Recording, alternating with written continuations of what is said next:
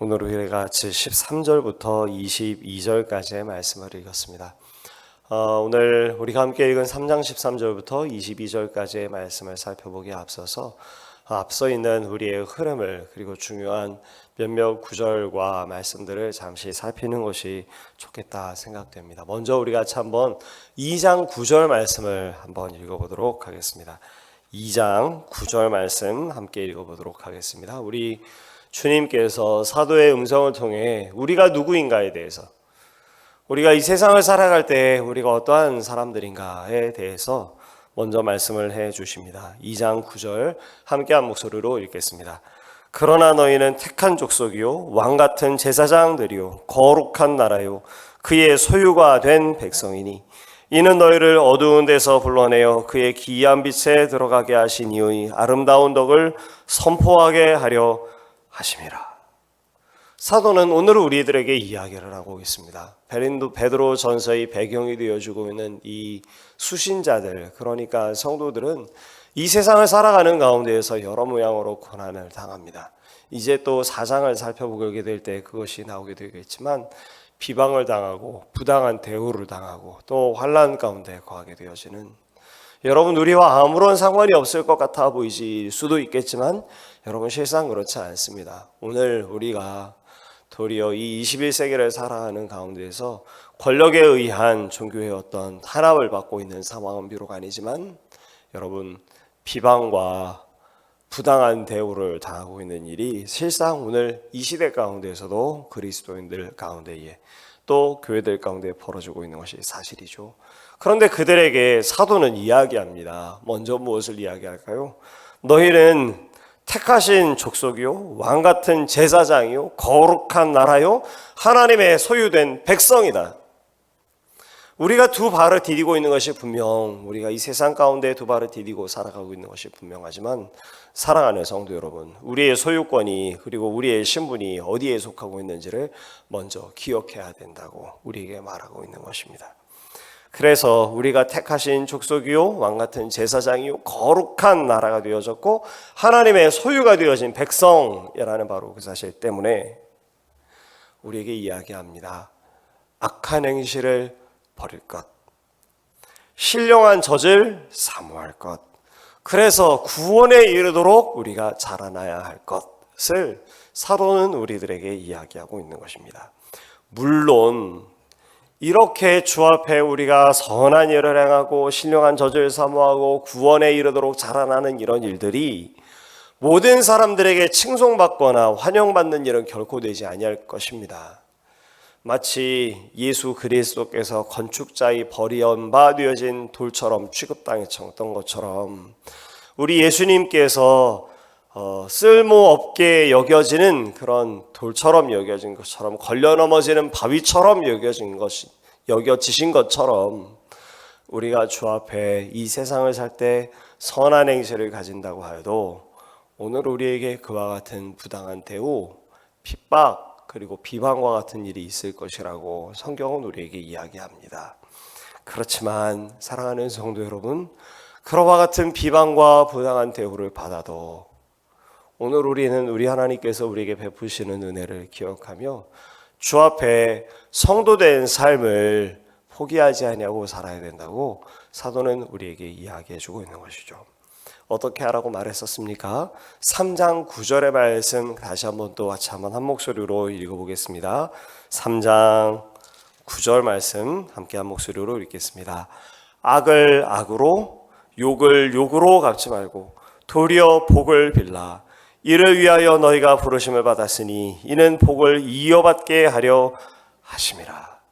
비방을 당해도 부당한 대우를 받아도 핍박과 환난이 우리 가운데 다가와도 하나님의 나라의 소유권과 시민권을 둔 하나님의 사람들은, 그래서 이 세상을 살아갈 때에는 이 세상을 마치 나그네처럼 살아가고자 하는 하나님의 사람들은 우리의 표대와 우리의 본향을 저 하나님의 나라에 두고 살아가는 하나님의 사람들은 악을 악으로 갚지 말고 욕을 욕으로 갚지 말고 우리에게 보복할 수 있는 그런 권한과 능력이 있다 하여도 그 권한을 행사하지 말고 도리어 복을 빌어라.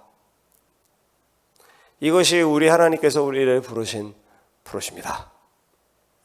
사랑하는 성도 여러분, 성경은 오늘 우리에게 이와 같은 이야기를 들려주고 있는 것입니다. 2장 20절의 말씀을 살펴보아도 선을 행함으로 고난을 받고 참으면 이는 하나님 앞에 아름다우니라 라고 이야기하면서 우리가 이 세상을 살아가면서 세상 사람들에게 당하는 비방과 고난의 일들을 이상스럽게 여기지 말고, 비록 그것을 보복할 수 있는 권한과 능력이 있다고 하여도 악을 악으로 갚지 말라고, 도리어 그들을 위하여 복비는 모습으로 우리 하나님 앞에 인정받고 칭찬받는 하나님의 사람이 되라고 우리에게 이야기하고 있는 것입니다. 이 말씀을 우리가 다시 한번 생각할 때 제 안에 질문이 생겼습니다. 여러분은 혹시 그런 질문이 생기지 아니하시나요? 어떻게 이것이 가능할까? 지적으로 이해가 됩니다. 그렇습니다. 하나님, 그래야 되겠군요.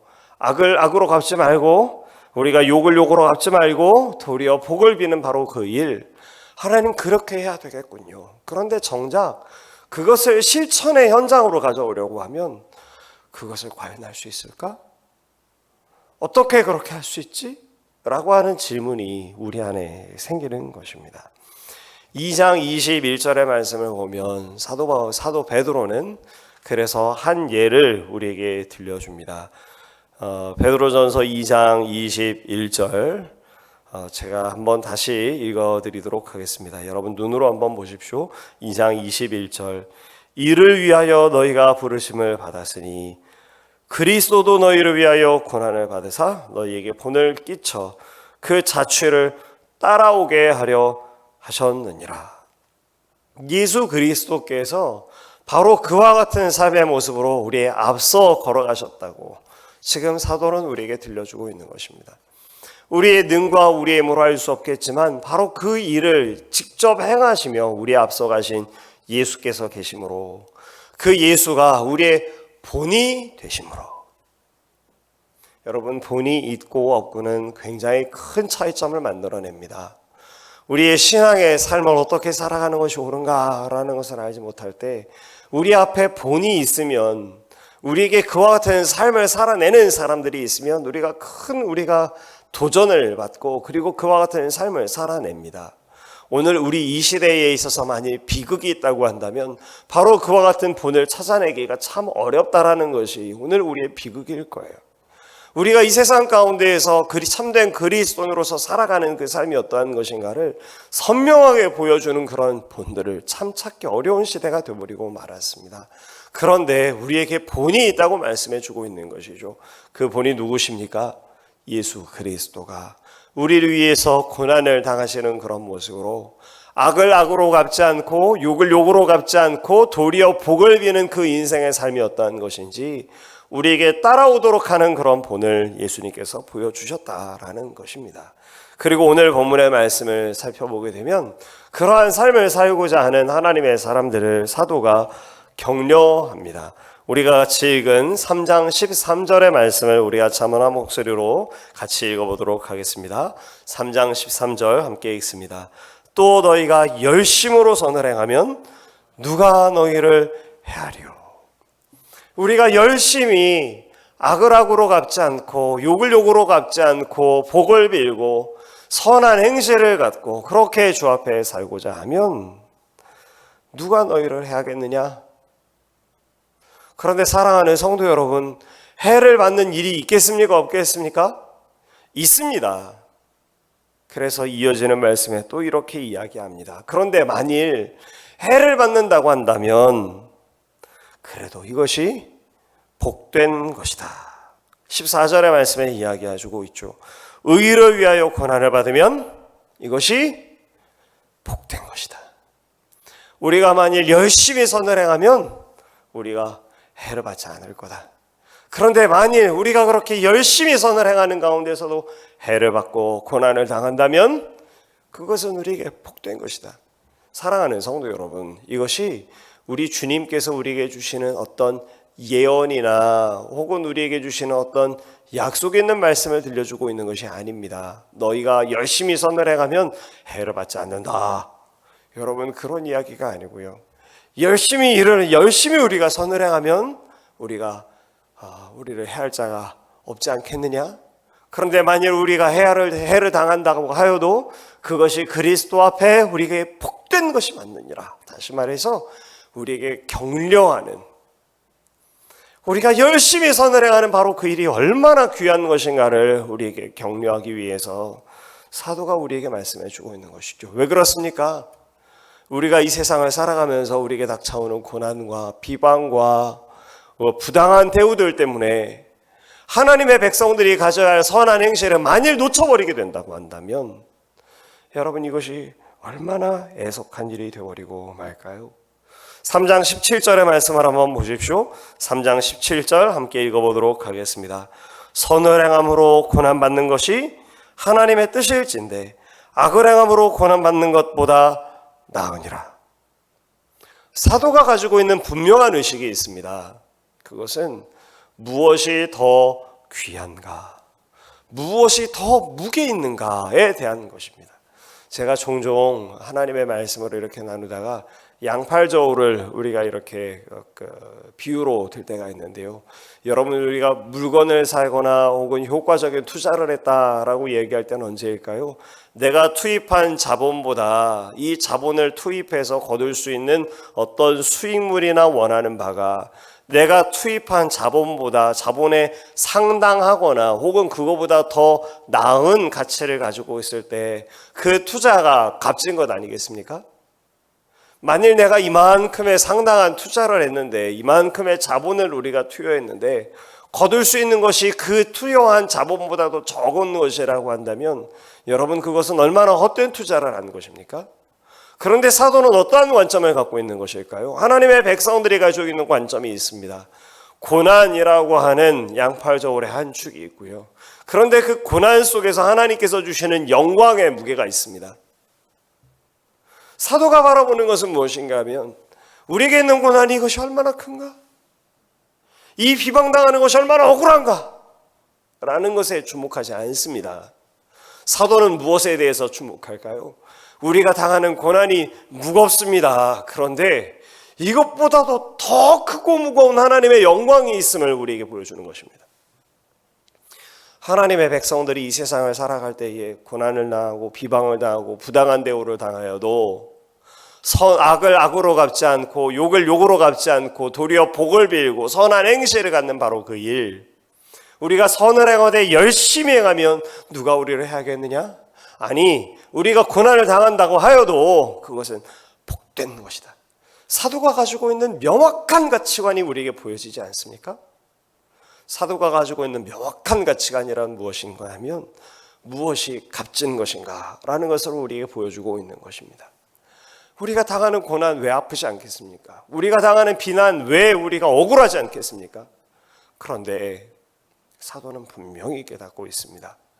비방과 억울한 대우를 당하는 우리의 삶의 고난의 무게, 그런데 그 무게보다 비할 수 없이 크고도 무거운 하나님께서 주시는 영광의 무게가 있다고 사도는 우리들에게 이야기해주고 있고, 그렇게 우리에게 격려해주고 있는 것이죠.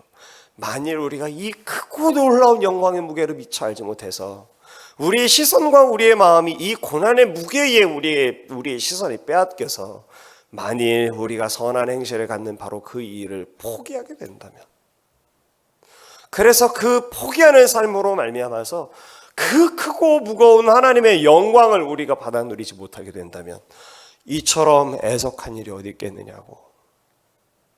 그러니 이 세상을 살아갈 때 비방과 부당한 대우와 고난을 당해도 그래도 우리가 그것을 이김이, 그리고 그 고난 당하는 것이 도리어 더 복되다라고 베드로는 고난당하고 있는 성도들에게 들려주고, 너희는 하나님의 택하신 백성이요, 너희는 거룩한 나라요, 그의 소유된 백성이라고 우리의 시민권이 무엇인지, 그리고 이 세상을 살아가는 이 세상의 삶이 어떤 것인지 나그네와 똑같은 것이라는 것을 분명하게 말씀해 주고 있는 것입니다.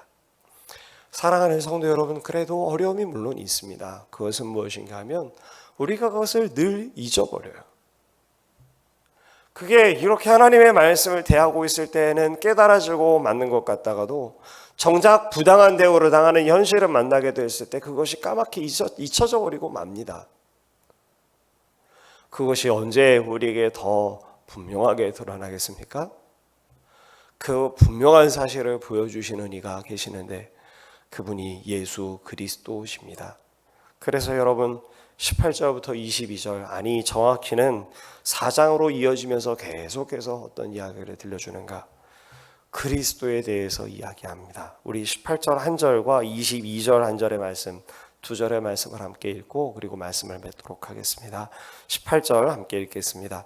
그리스도께서도 단번에 죄를 위하여 죽으사 의인으로서 불의한 자를 대신하셨으니 이는 우리를 하나님 앞으로 인도하려 하심이라.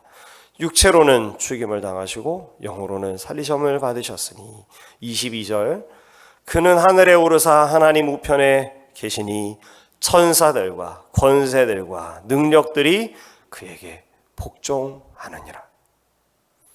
우리가 당하는 고난이 어떤 무게를 갖고 있는지, 장차 하나님께서 주시는 그 영광이 얼마나 크고 무거운 것인지를 선명하게 보여주는 것이 주님의 십자가에 달려 죽으심과 부활하심과 하늘에 오르셔서 하나님께로부터 받은 그 영광으로 우리에게 그것을 가르쳐주고 계시는 것이죠. 오늘 이제 이 하루를 시작하고 또 한 주간을 시작합니다.